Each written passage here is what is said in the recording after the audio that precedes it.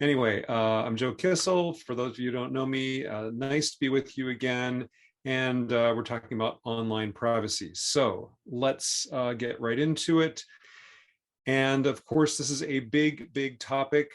Practically every day, I see something in the news, often many things in the news relating to this topic, something that has a lot of people very nervous, and I think for very good reason.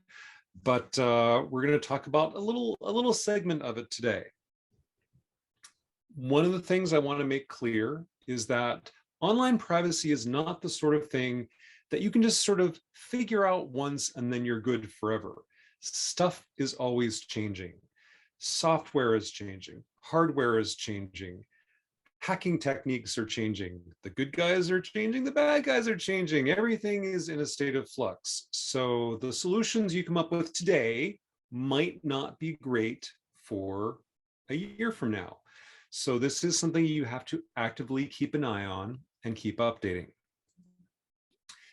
I also want to point out for those of you who might have the idea, well, I want to do whatever I can to make my online life completely private, that isn't going to happen. You can't and really wouldn't want to have complete online privacy, because complete online privacy means you wouldn't use the internet, basically. You wouldn't be able to communicate with anyone. You wouldn't be able to get anything done. What we want to do is to balance convenience with privacy. That said, those of us who are not, let's say, not targets, not threats, we're not particularly famous or wealthy, we don't have any particular influence, we don't have things that people want, we aren't actively upsetting other people, we're just ordinary folk, okay?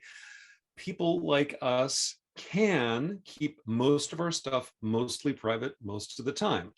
And so we are going to try to be those people who are not the low-hanging fruit for the bad guys. However you define the bad guys, and we'll get to that in a second. As I have talked about online privacy with many, many, many groups over years, and I've written books on this topic, and I've gotten a lot of feedback on the books, gone through many editions. I've noticed something, that a lot of people are worried about the wrong things. That is to say, the things that they are worried about they shouldn't be worried about, whereas they're not at all worried about the most important threats. So one of the things I hope to convey to you this evening is just figuring out what the right things are to worry about.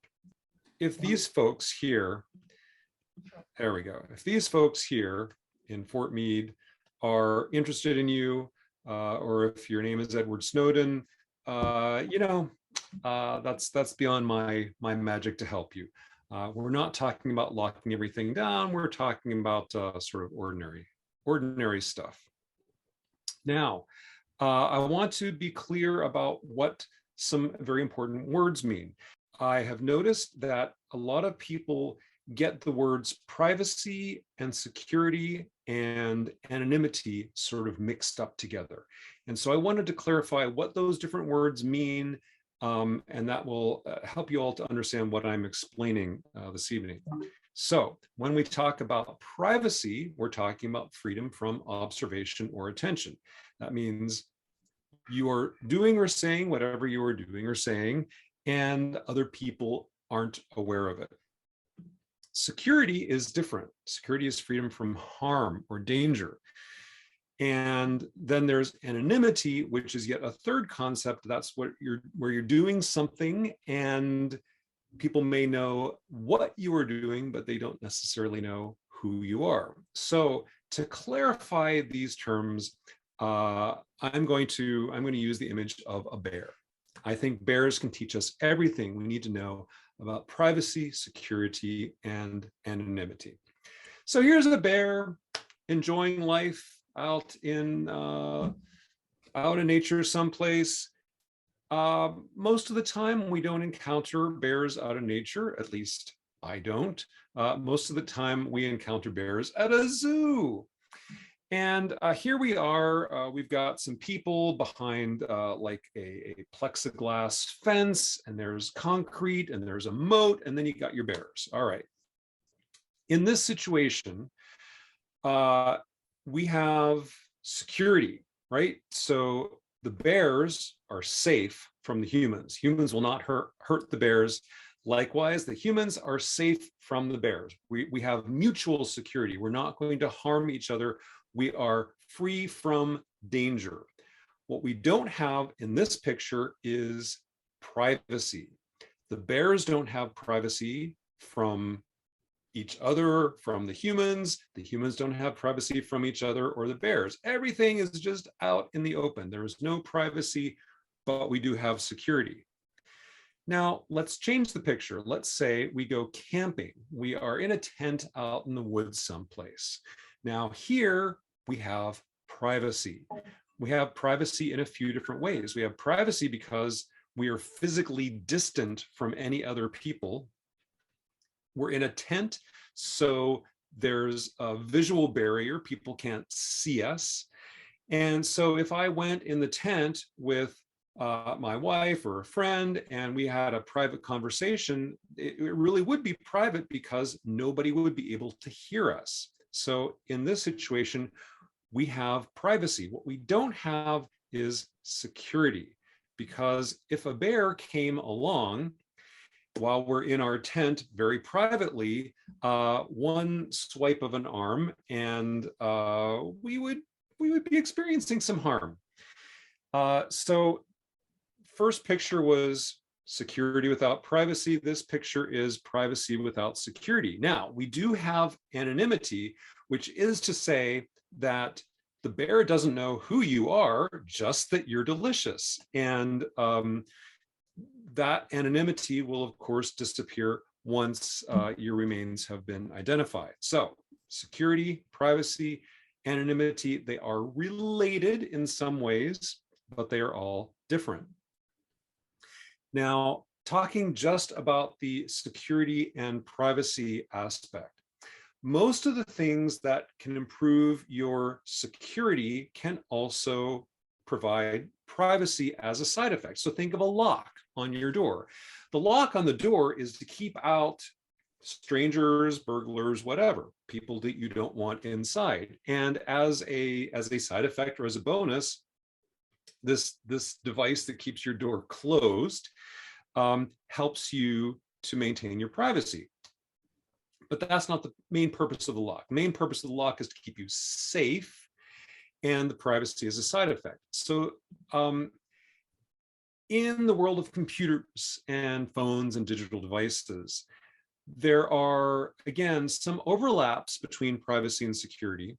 But for our purposes today, things that are mostly in the security category, keeping you safe in some sense of the word safe, are things like this. Your password for logging into your computer, full disk encryption, something like FileVault on a Mac, firewalls, anti-malware software.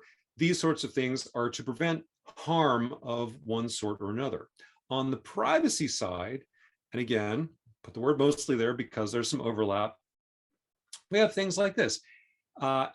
End-to-end encryption in messaging. So that would be something like Apple's iMessage or Signal or possibly sort of WhatsApp, messaging systems that encrypt everything from one end to the other are there not so much to prevent harm as to protect your privacy.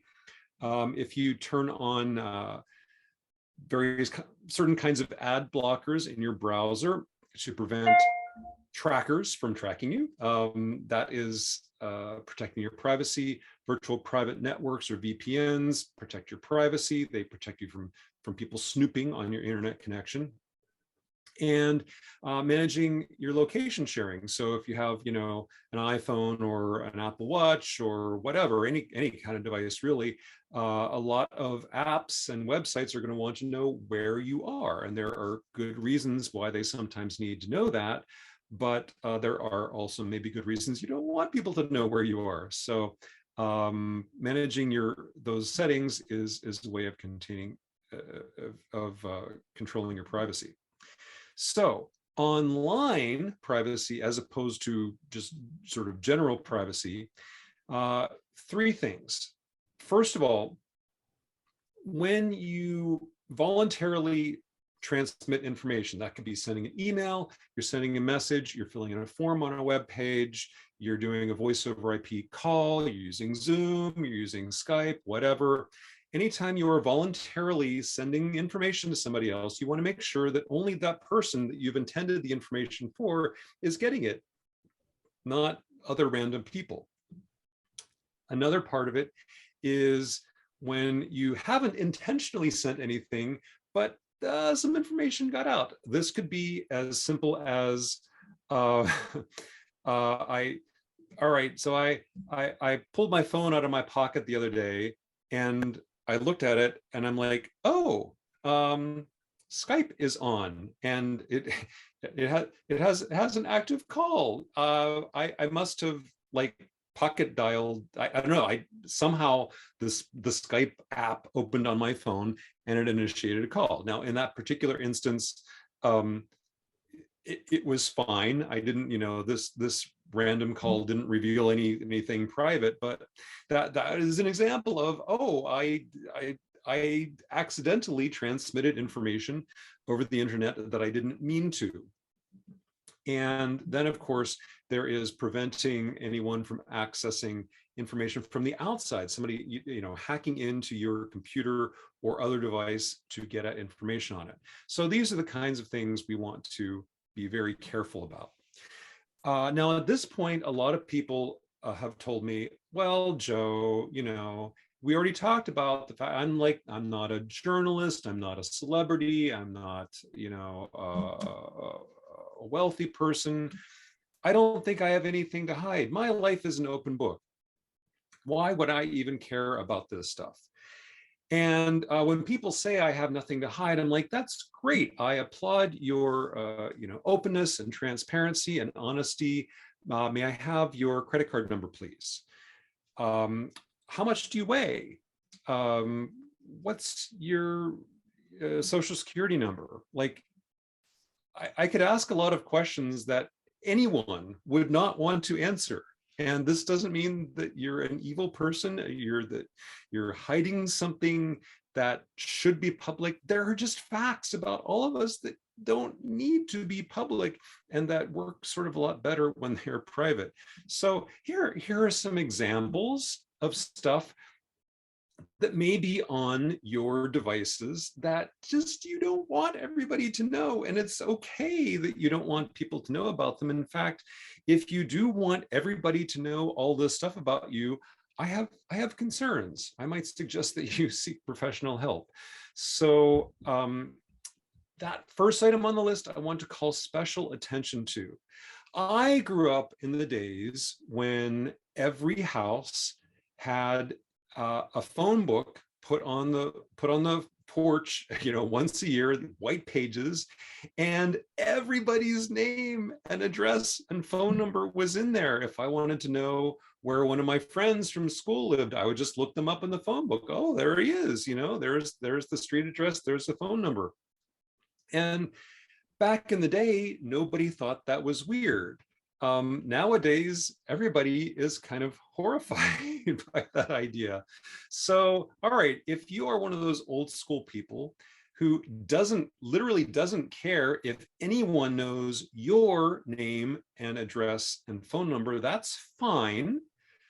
But how about all of your friends and relatives? How about everyone else that's in your address book? Are all of them also fine with the world knowing where they are and how to reach them? Like, I would not be. If we're friends and you put my information in your address book, that's fine for you to know it, but I don't want the rest of the world to know it.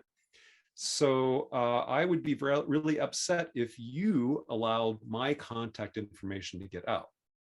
So all that to say, everybody has things to hide, and that is as it should be. Who are we hiding it from? Well, the list is very, very, very long, but at the very top of the list, and this is like number one, and then a big gap, and then all the rest. Number one is advertisers. Advertisers want to know as much about you as possible. And I don't just mean like the companies that are advertising their products. I'm more talking about the companies that do the processing of advertising, the Googles and the Facebooks, you know, the companies that display ads, because their job is to display the most relevant ads possible. Because when someone sees an ad that is very closely tuned to what they want to buy, they're more likely to buy that thing. That means the advertisers are more likely to make money off of it. And so this is what runs the web. You know, this is what runs most of life, honestly, is advertising. So companies pay big bucks to have very, very, very carefully targeted ads. And the more companies like Google and Facebook know about you, the more successful they can be in targeting those ads, so that the companies advertising make lots of money. And it has gotten to truly bizarrely creepy levels. This isn't just like, oh, well, I like sports and dogs. Like, okay, that's nice. But the kinds of information that advertisers collect about you is much, much more detailed and rather scary.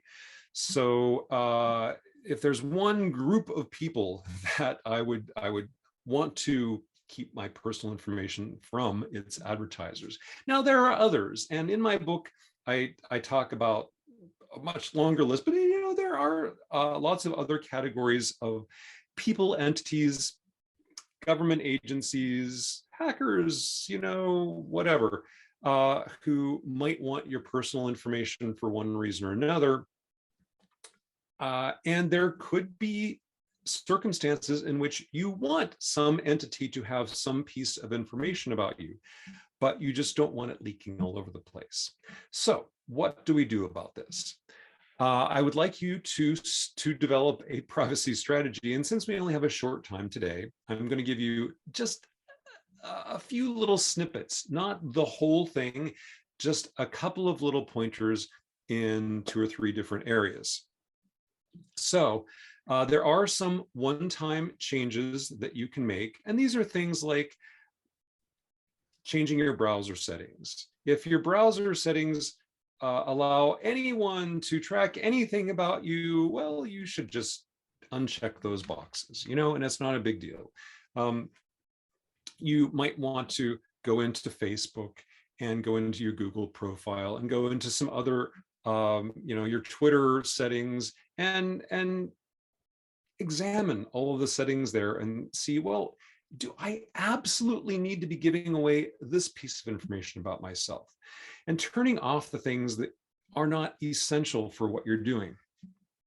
And that is a one-time thing, although I want to hark back to what I said earlier, which is that things are always changing. So if you make a bunch of changes to your Facebook settings today, and then tomorrow Facebook changes their settings, you might need to go back and take another look. There are also some situations in which you might want to develop different habits. Now, I use the example of logging out of your computer when you're not using it. I'm thinking here of like a work environment. All right, so a place where there are other people around that if you are not there, they could come up to your computer and get some personal information off of it. If you live alone and your computer is in your house, then I think that's kind of overkill. But again, just an example, there are some other habits that you can acquire that will help you to be more, help you to improve your privacy. But the most important thing you can do is just pause for a moment and think before you expose any information to the internet, before you send an email or a message, before you enter information on a web form, before you do, you know, anything that sends information about yourself over the internet. Think about the possible consequences. Now, I want to talk about 3 particular areas of online privacy.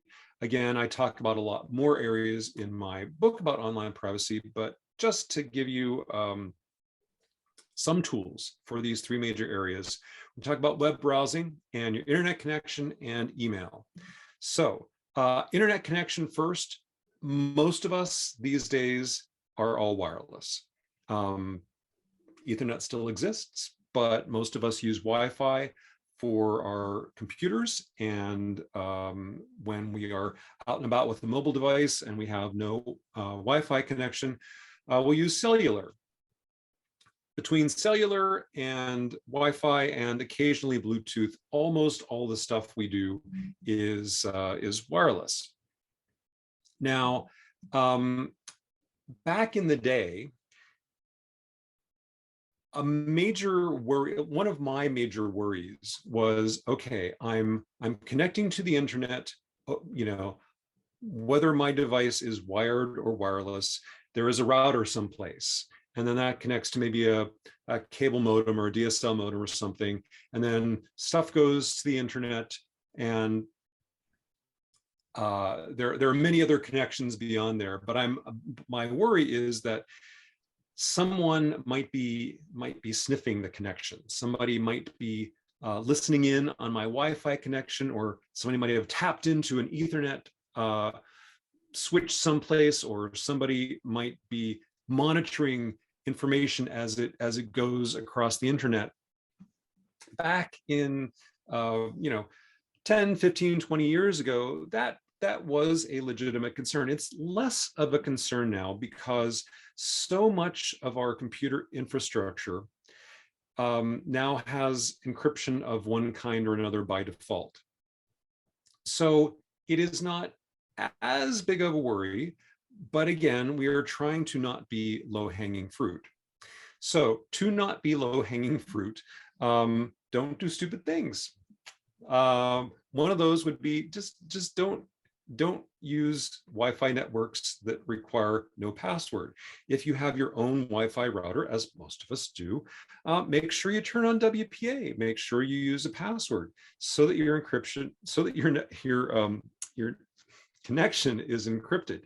Now, this is not perfect protection. It is not a panacea, but it is, again, a way of avoiding like the creepy looking guy with a laptop across the street in the pickup truck who might be trying to see what is going on unsecured networks.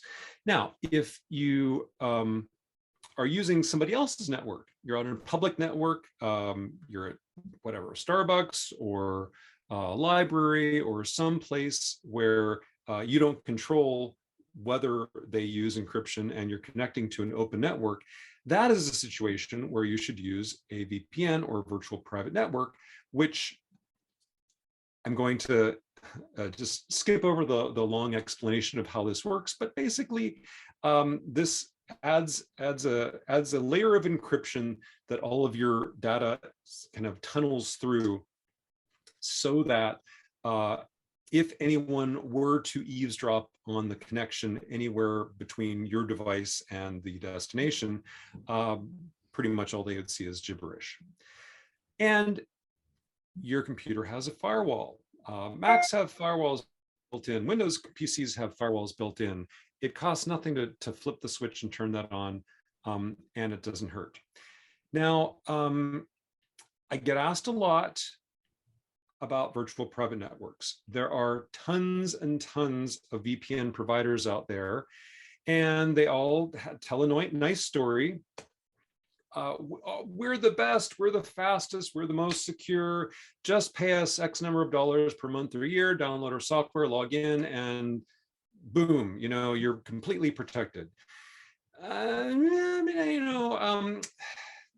Maybe, but also possibly not.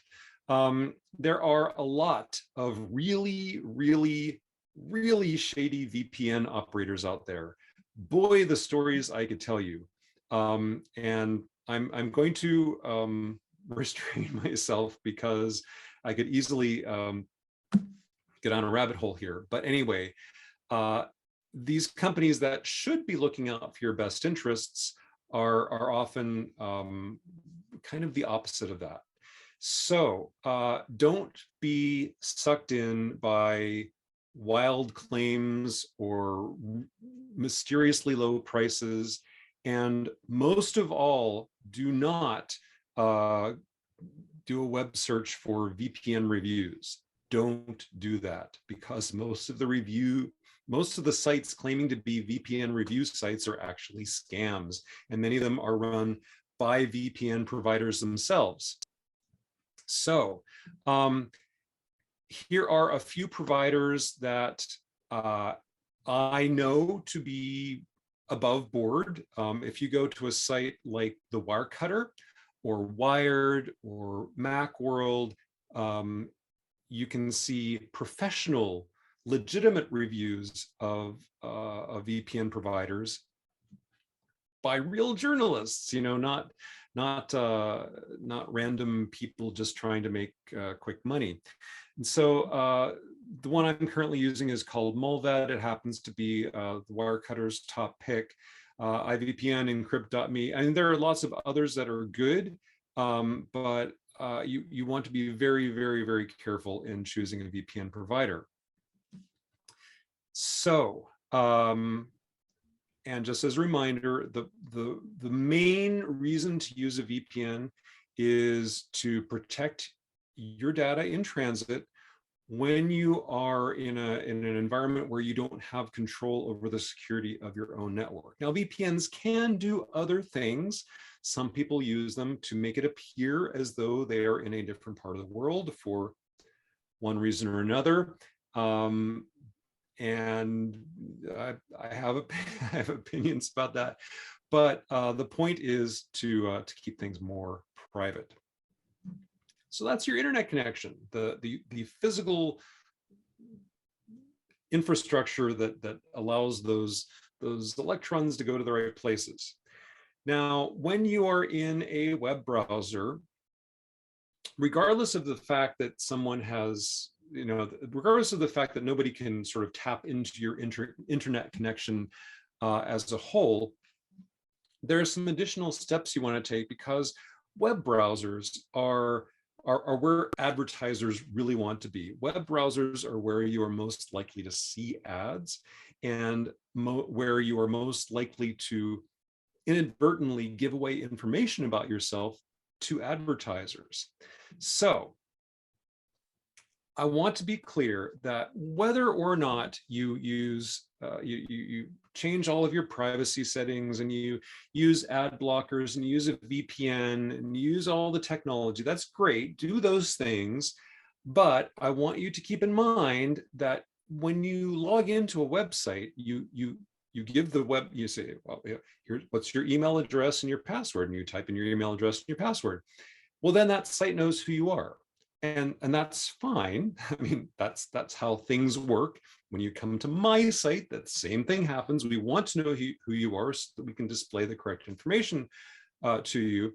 But I just want you to bear in mind that as soon as you have done that, whatever other privacy steps you have taken, that site will know who you are. You will not be anonymous to them, and they will be able to track what you do there.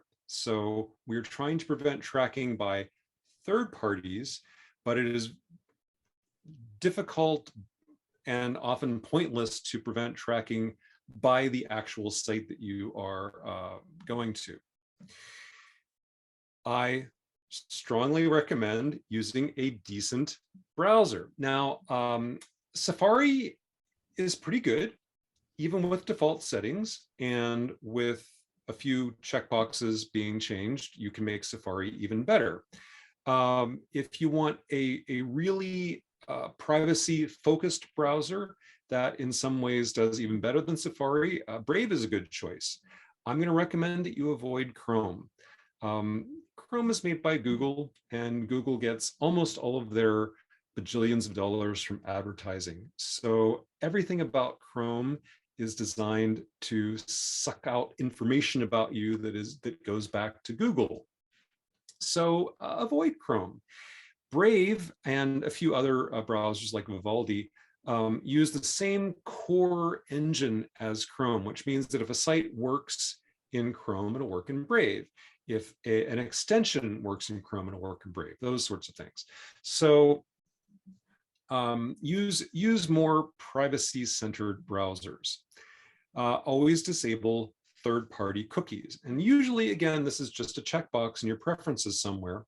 That is to say, if you come to my site, I'm going to set a cookie on your computer to help keep track of, like, what you've ordered from me and things like that, what your preferences are. So that's fine, because that's the site that you went to, and that site is putting a cookie on your computer for a virtuous reason. What you don't want is some other site setting and reading cookies, because that is almost always done for tracking purposes, and that's creepy, and we don't want that. You probably, even if you use a really great browser like Brave, you probably want to go a step further and download either an extension or an app that will block ads. And you might want to block ads just because they're annoying and intrusive. But for the purpose of this presentation, the reason you want to block ads is that they're not just showing you stuff, they're learning about you. And so you want to avoid the tracking that is a byproduct of those ads. Always use a password manager. Don't write your passwords on sticky notes. Don't use the same password everywhere. Use a password manager to generate new, random, secure passwords for you, to remember them, to automatically fill them in. And you can store other kinds of information in a password manager too, like secure notes and software licenses and your credit card numbers and passport numbers and things like that. If you can, avoid using Google for web searches. I know that we don't, that's the expression. We don't do a web search, we Google something. And in terms of displaying,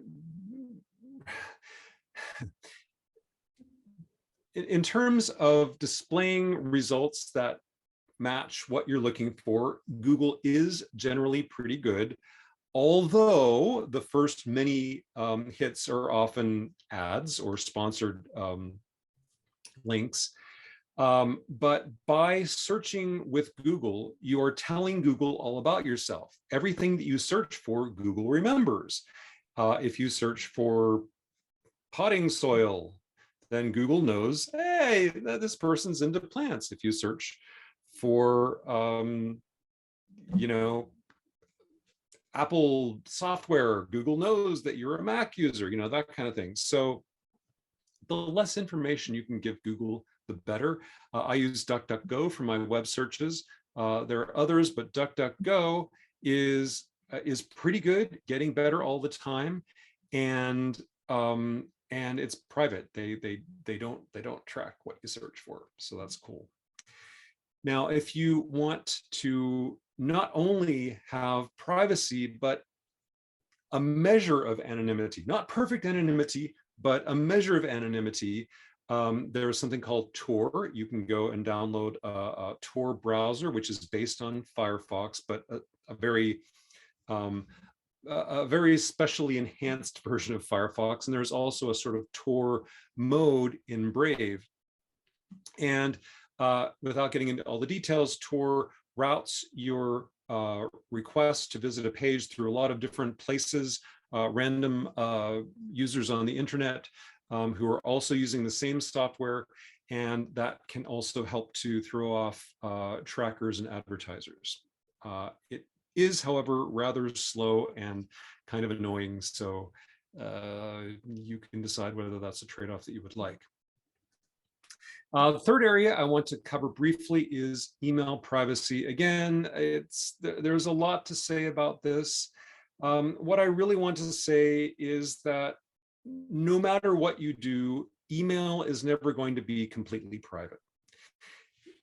So if there is something very, very sensitive that you need to talk about with somebody else, I recommend using some method other than email. You might use instant messaging. You might use a phone call. You might talk to the person in person. You might use a secure messaging portal. Like if you want to send a message to your doctor or maybe your accountant, they probably use a secure portal, which acts a little bit like email, but it doesn't use your own email address or your own email client, and that's more secure. Email itself, for all of its virtues, is not terribly secure. There are ways to encrypt your email. You can use software like PGP and GPG and SVMUG to encrypt messages. You can do it, but it's a real hassle to set up. Of course, you have to set it up. The person on the other end has to set it up. You both have to be using the same system, and it's not simple.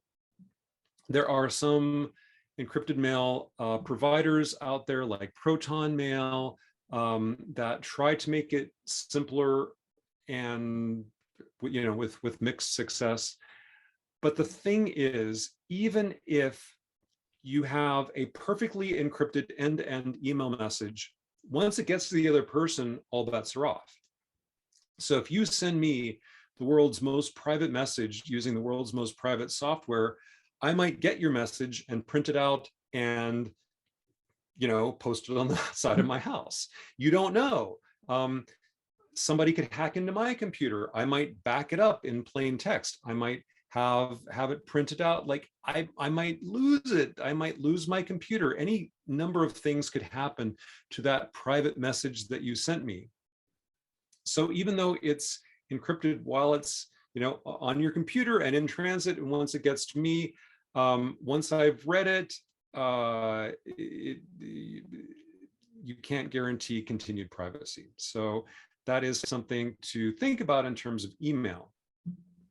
Now, I said at the beginning that in my experience, a lot of people are worried about the wrong things. I had an aunt who, if you were to go to her house and ring the doorbell, and you say, hi Aunt Gail, it's Joe. She'd say, oh, okay, just wait a minute. And then about 5 minutes later, she would have undone all the locks on her door. She had about, this isn't her actual door, but she had about this many locks on her front door because she was incredibly paranoid about security.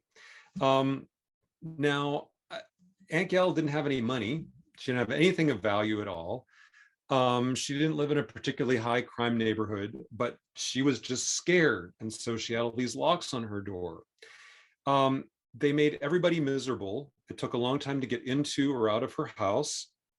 It was secure in the sense of keeping burglars out, but insecure in the sense of, what if there's a fire and you need to get out in a hurry?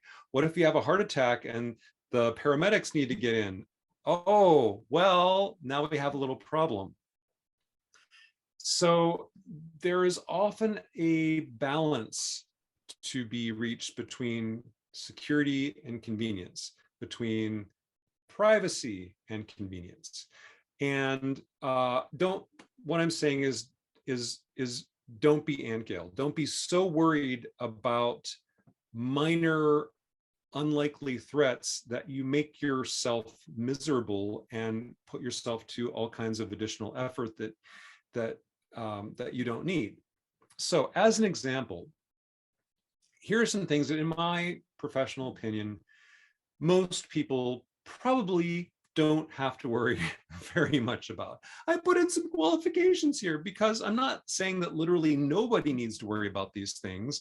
I'm saying that in my experience, these things are excessively worried about, and most people don't have to worry much about them.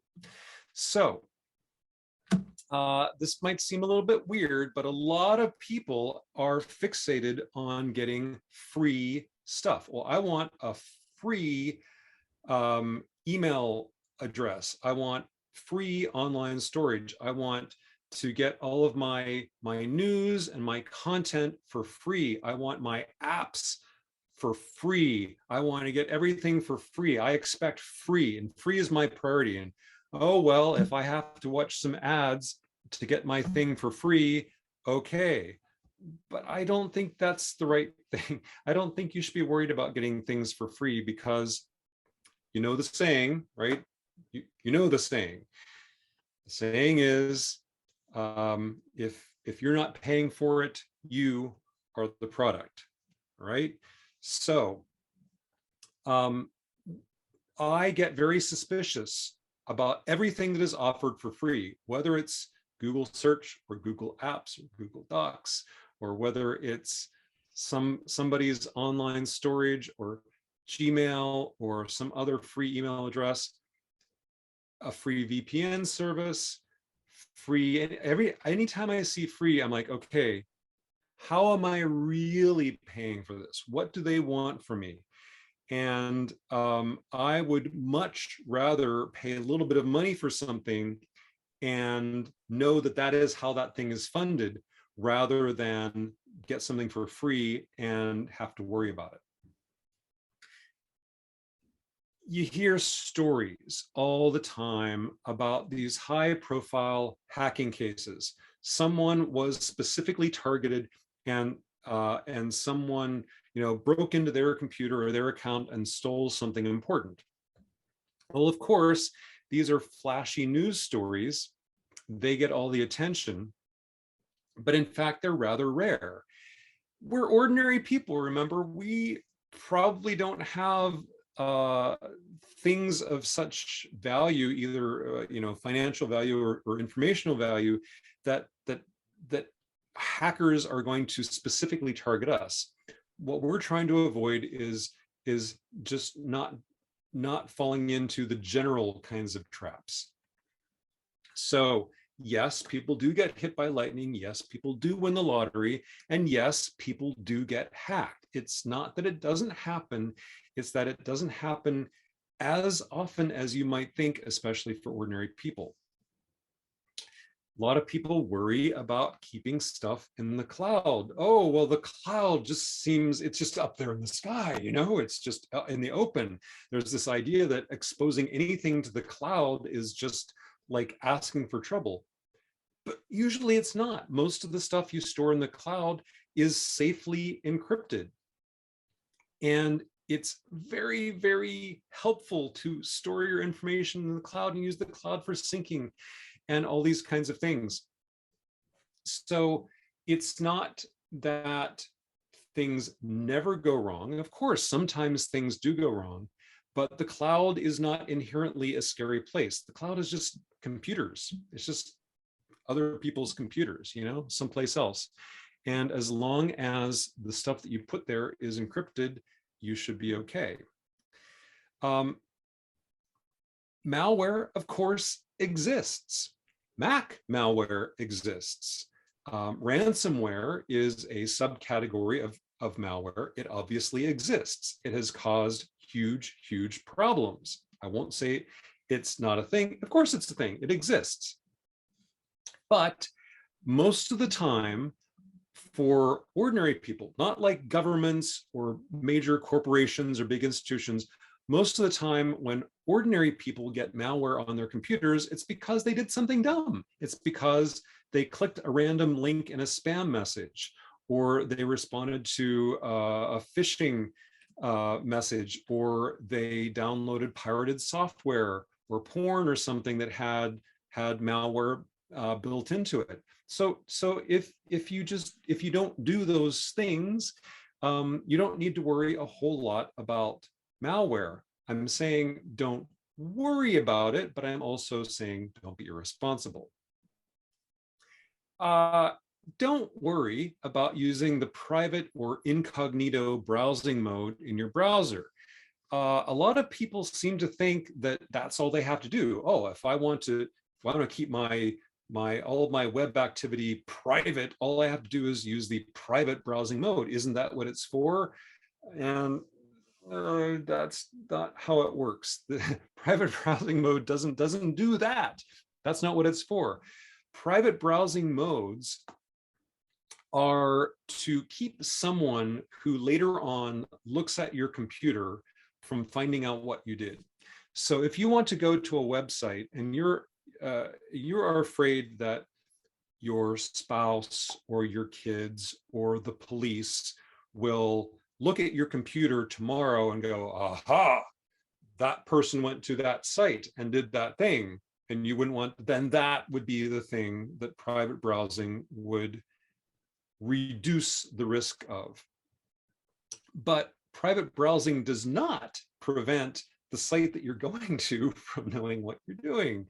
And it doesn't sort of keep you private while you are doing anything. Yeah, it can help to eliminate unwanted cookies and some forms of tracking, but it is not this mode where everything you're doing is now completely invisible to the outside world. Far from it. It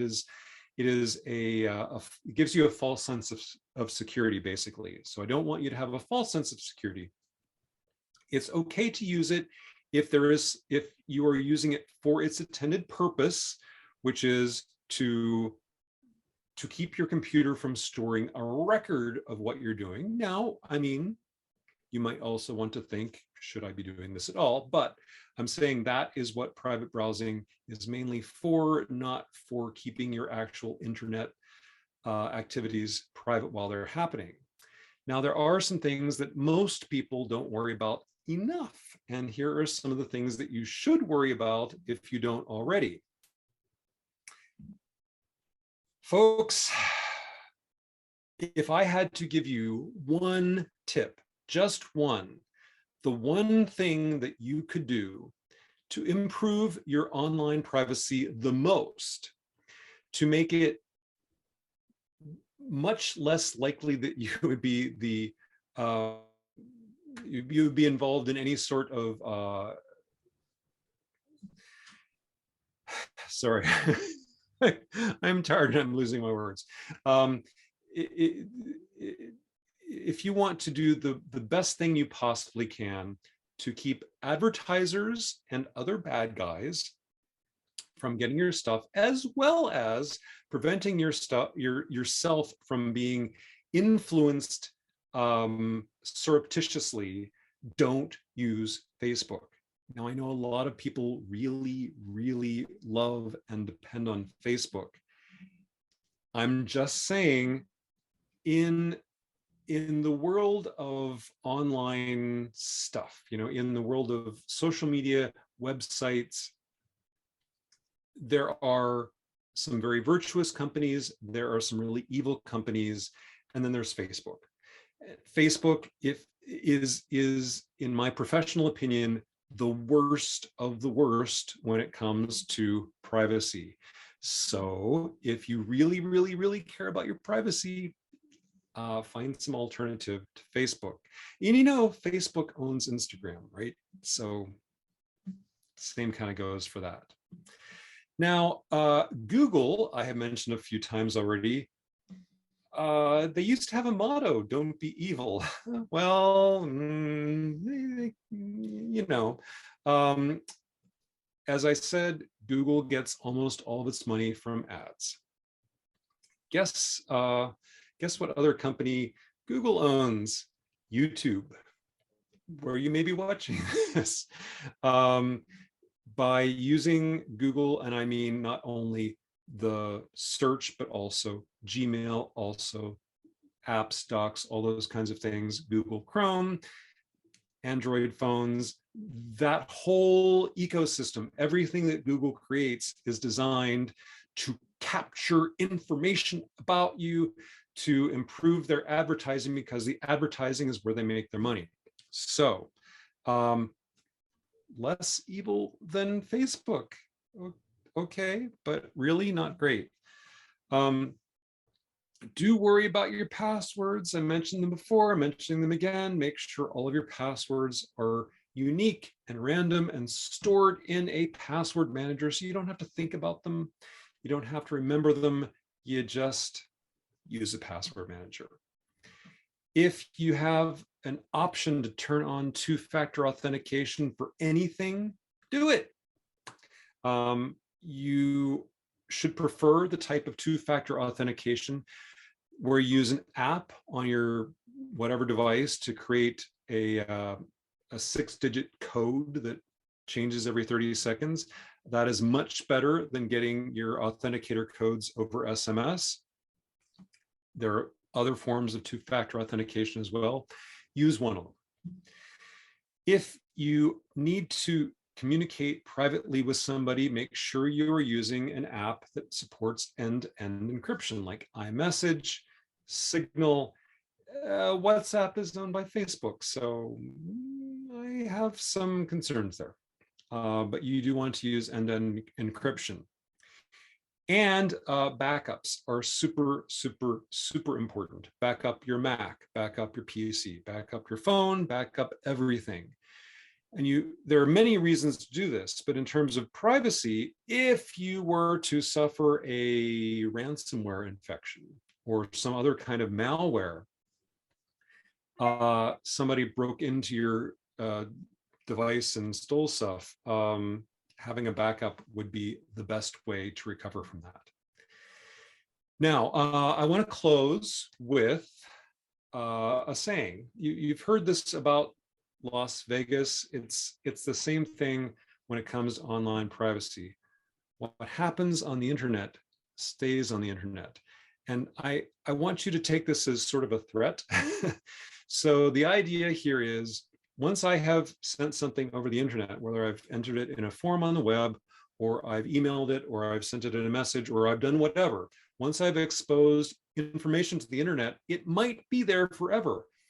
It might never be deleted. Even if I try to delete it, it might still be someplace. Somebody might have a backup. Somebody might have made a copy. Somebody might have made a screenshot. You don't know. Once something is on the internet, it might be there forever. And that's why I urge you, when exposing anything to the internet, to be very, very careful and give it some thought. It's about an hour after we started, and so I know that we got a late start and everything went long and we had some confusion, but I want to know if there are any quick questions, and I'm going to go ahead and stop sharing my screen here. If you have a question, be sure to unmute yourself if you're muted. Since I'm not on, I want to go. How do I ask a question? Just ask, you're on. Just ask, okay. Joe. Hi. We were talking about private browsing. Yeah. So, and so if I want to do research on something that I don't want tracked, so I have a girlfriend or whatever that has some kind of cancer, and I want to find out more about it, how would I do that without being tracked? Would that be just Tor, or what would, or? Right. So the private browsing modes that are built into browsers, again, are intended to keep someone else who is later on examining your browser from learning what you were looking for. So if that is the aspect of that you're worried about, fine, do that. If I were doing web searches of a very sensitive nature that I wanted to make it as unlikely as possible that anyone could snoop on me, which anyone could be a government, it could be a neighbor, it could be, whoever, I would take a few steps. Number one, don't use Google. Okay, use something like DuckDuckGo, where what you search for is not recorded and tracked. Okay, so that would be one thing. Number two, if a VPN is a good idea if you are not already on a secure network. Tor for web searches is not bad. Okay. Now, I have a great deal of ambivalence about Tor, because the experience of using Tor is it's almost like using a slow dial-up modem in the 1990s. Things just happen painfully slowly, and you want to play a video or something, and it doesn't play, or it takes forever to buffer, or a lot of the controls on certain pages that might use JavaScript or some other kind of scripting might not work because of the security things that the Tor browser has shut down. So in the process of trying to keep you safe, it makes a lot of things either slow or clunky or inconvenient or slightly broken. So if you want, you can layer on everything. Okay, so you could say, all right, I'm going to use the Tor browser over a VPN, or of course, if you're using Monterey, you can use iCloud. What's it called? iCloud private browsing, which only works in Safari, but I'm just saying that is sort of VPN-like. And you could, add the private browsing mode. That's sort of automatic if you're using the Tor browser. And on top of that, as you were searching, don't use Google. So use DuckDuckGo. So I would layer all those things if you want to have the maximum assurance that other parties won't know who you are or what you're searching for. But be prepared for a bit of slowness and frustration. Okay, thank you. I had a question about selecting VPN. I have VPN, and given the option of identifying a site as a safe site, like my own router, I guess, connected to the router. So when I log on to my home Wi-Fi, do I want to have VPN on? Do I want to have VPN on? That's kind of a question. And okay. On the second part, that plugged in directly to my router. So I'm not using Wi-Fi going into the router. Do I want to have VPN on at that time? Okay, so when I was talking about VPNs just now, I was talking about the situation where your computer is running software and it connects directly to a VPN server out in the cloud someplace. There are other ways of using VPNs. Years ago, when I worked for a big corporation, we were all issued laptops, and of course, the work we did required us to connect to the corporate network, but we couldn't connect to the corporate network over the internet, over the public internet, because that was insecure. So we all had VPN software, but the VPNs on our laptops connected directly to the corporate server. So everything went from our laptop through, in this encrypted tunnel through the internet to the corporate server, and then from there it went out with both within the company and outside it. That was sort of the original way of using VPNs to keep to simulate the effect of being on a closed internal network for people connecting remotely from laptops. Now, you talked about having a router with VPN capabilities, and there are two types.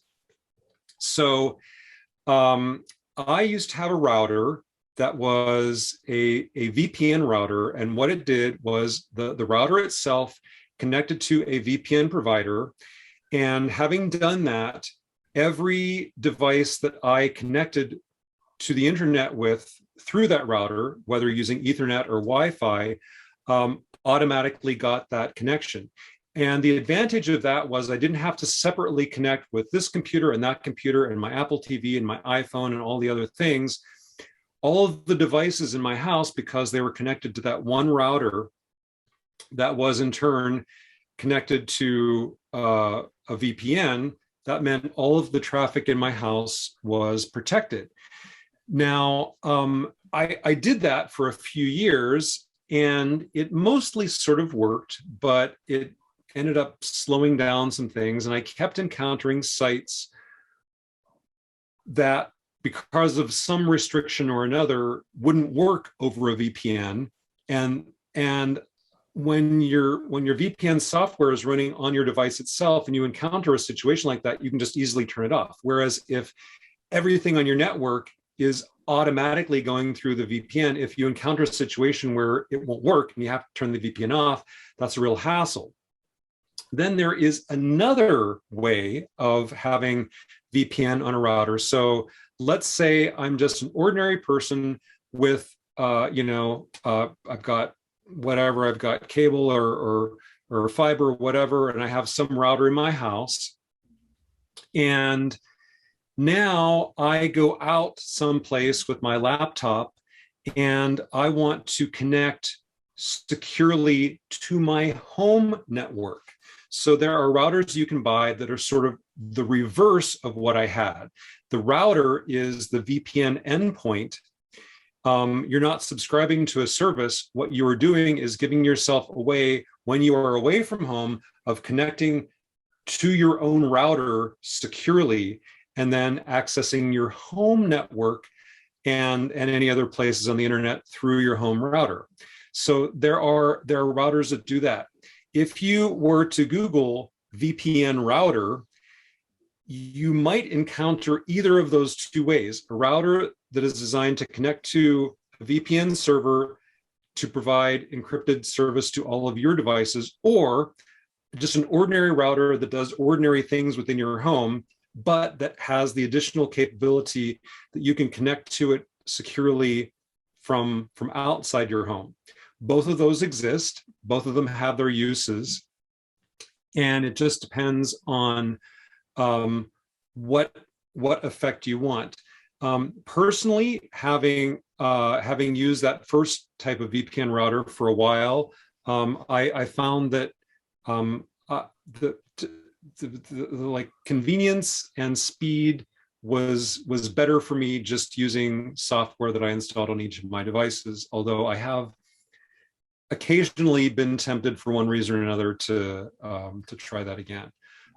Did I answer enough of your question, or maybe 10 times too much? I have a T-Mobile router, whatever came with the company. Yeah. So that doesn't have it on there. I have VPN on my laptop. I've got VPN on my cell phone. So the question I had, should I have on an extra one on the desktop computer that goes through that modem, the T-Mobile modem? Should I have an additional layer, or is that good enough using the firewall and the router and the firewall in the Mac? Well, the firewall, think of a firewall as preventing people from getting in from the outside. That's sort of the main idea of firewall, is to prevent connections from the outside that you did not initiate. That serves a completely different purpose than a VPN. It's not, you should totally do it. You should turn on your firewall, but that is not, the firewall does not encrypt anything. The firewall does not protect your traffic. So I think that if you are at home,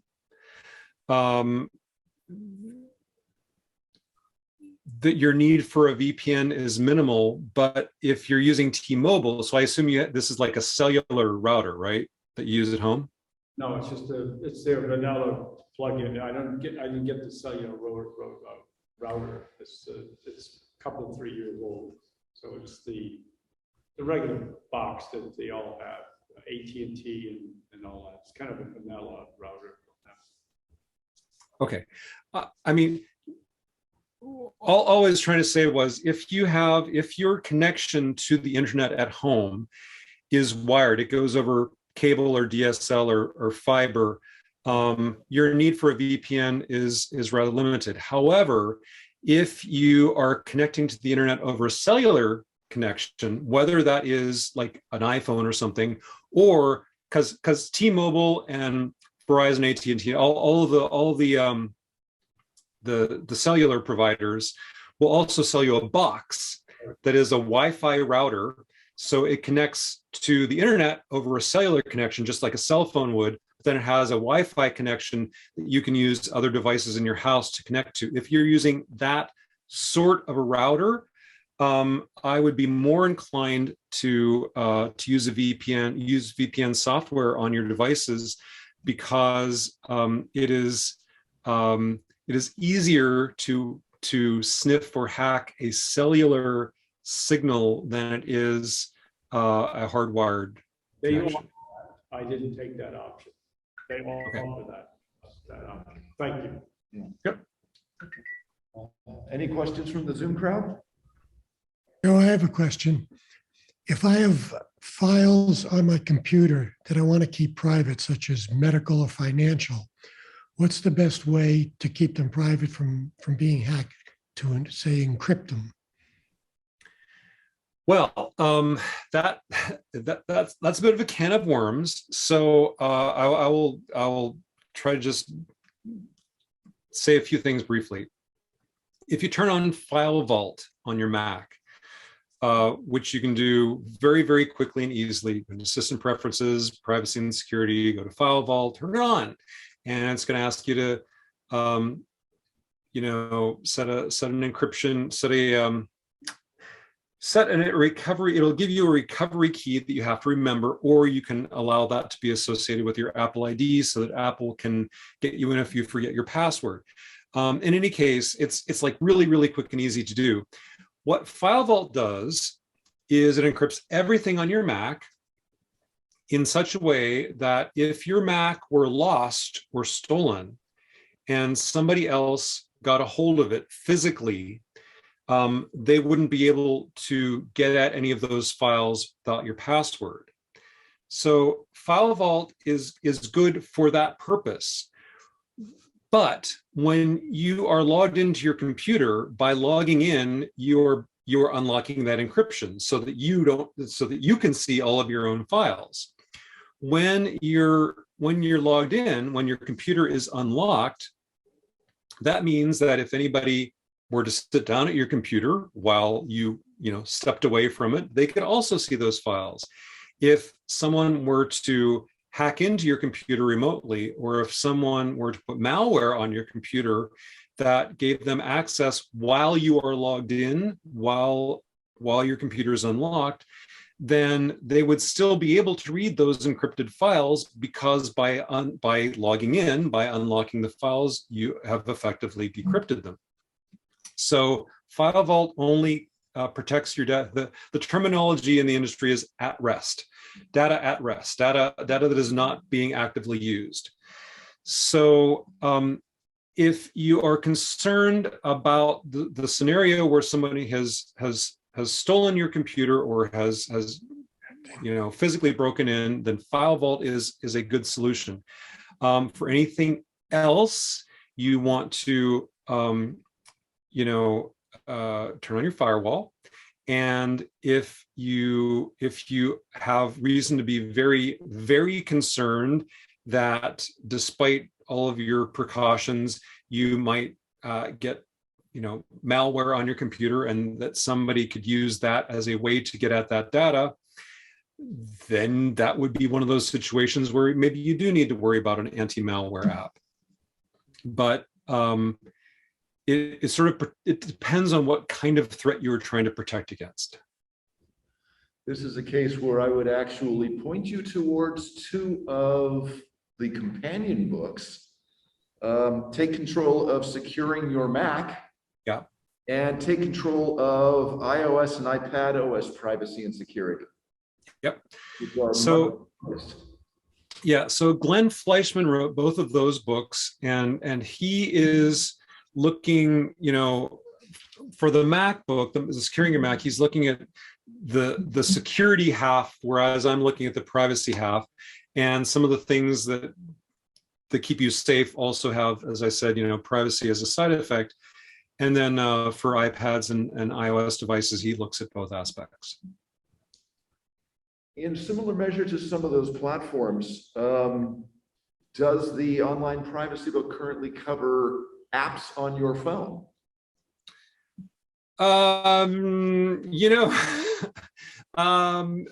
In passing, things have gotten more complicated in recent years. since the last update to the book, things have gotten more complicated. On the one hand, I have to say, I am less worried if it is an iPhone, and if you are up to date with recent versions of iOS, I am much less worried now than I was a few years ago, because now Apple requires developers to jump through a lot more hoops. And you may have heard the little news story that Facebook was just a wee bit unhappy that if you're using the Facebook app on your iPhone, Apple now requires you to say, yes, I allow you to track me and grab all my personal information. Boy, Facebook didn't like that change at all. But that's what Apple's doing now. Apple is saying if your app collects any sort of personal information, you, the user, must explicitly say, yes, you can have this information. Yes, I permit you to see this. Yes, you can know my location. Really, do you want to know that? No, I'm not going to let you do that. Those sorts of things. So if you're using an iPhone, the situation is actually better for your privacy than it was a few years ago. It's maybe not so good on Android, but having said that, app developers are not always trustworthy. Let's just say they're not always trustworthy, and some of them make a lot of money by doing one thing or another with your personal data. And there have been stories, some app that manages to get through the App Store review that for some reason sucks all the data out of your contacts and sends it back to the developer. Like, that's terrible. I mean, and certainly when Apple finds out about things like that, they shut them down. But stuff like that has happened sometimes in the past. So anyway, to answer your question, the book says a little bit about that. It's what it says is not up to date, but in terms of Apple devices at least, I actually think the situation is better now than what it was in the last version of the book. Cool, thank you. Look forward to seeing hopefully some more info on that in the next edition. Yeah. Question. You mentioned Yeah. being slightly less evil, but I've been using Google Authenticator for my two-factor. Is that okay? Well, interestingly, Google Authenticator is for anyone who does not know, it is one of a class of apps that can generate these temporary codes that you use for two-factor authentication. Now, Google Authenticator, it uses a sort of industry standard. So you could also use an app called Authy that does the same thing. I think it's free, or if not, then it's super cheap, but it does exactly the same thing as Google Authenticator. And it's made by a third party. The password manager, 1Password, also has a built-in generator for those codes. Several other password managers do too. Uses the same industry standards. So if you want to use some app that isn't Google Authenticator to do the same thing, you can. Now, a site might say, oh, use Google Authenticator to get your codes. The fact that they don't mention that you can use half a dozen other apps doesn't mean that you can. You can. You're allowed to, and it works. Now, I don't think that the Google Authenticator app itself is very likely to be collecting data about you. But if you feel uncomfortable using any Google stuff because I told you that you should, don't worry, there are plenty of alternatives that can still get the job done. I started off with Authy, but there were a couple of websites that wouldn't accept it. Okay. I personally use 1Password to generate those codes. Since iOS 15 point something and Monterey, you can, Apple's keychain can actually generate these for you too. I need to update another one of my books about passwords to explain that process, but there are ways of doing this with just Apple software as well. I do have 1Password, and I saw that was an option, but I didn't really understand how to generate it. I thought I had to use what was coming from Authenticator, so I'll look into that. No, so it's really simple. If you go to a site where you have the two-factor security, and usually there will be like it'll display a QR code somewhere in your profile or your settings. It'll display a QR code, and in 1Password you pop up this little window that just sort of slides over that QR code as though it's scanning it, and that will tell 1Password how to generate the right codes for you. I have a book on 1Password that has instructions, but honestly, you can I won't say Google it. You can do a web search for 1Password, two-factor authentication. There are, 1Password's help has instructions for doing this, and there are various websites where you can read how to set that up too. Thank you. Yep. Bev, you had a question? Yes, I wanted to know about Safari because I didn't hear you mention Safari. Yeah, so Safari is pretty good as web browsers go in terms of privacy. Some of Safari's default settings are not as private as I would like. One of the virtues of Safari is it is the only browser that works with iCloud private browsing, which is if you're paying Apple any money for extra storage, might be paying 99 cents a month or $9.99 a month or whatever. If you're paying Apple for extra storage, that's now called iCloud Plus, and it also comes with some additional features. And one of those additional features is iCloud Private Relay, which functions sort of like a VPN. So that's nice, but it doesn't work across all your browsers. It only works in Safari. So that's cool. Safari has some built-in features to limit third-party cookies and ad tracking, but Safari is not aggressive enough for my taste in blocking tracking. So although I do use Safari, I also have third-party ad blocking software that I run that runs sort of system-wide and add some capabilities to Safari. Now, that could be another whole very long conversation because there's so many apps that do that sort of thing. But I will just say Safari is reasonably good, but Apple is concerned about your privacy, but they're more concerned about your convenience. And so when there's a chance that something might break, Apple is going to probably err on the side of making it work, even if it's less private. Whereas some other browsers sort of flip that. They say we're concerned about your privacy first and things working second. So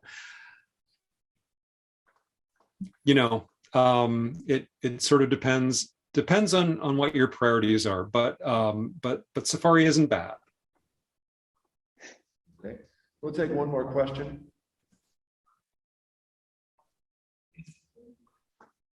Going once. Going twice. Right.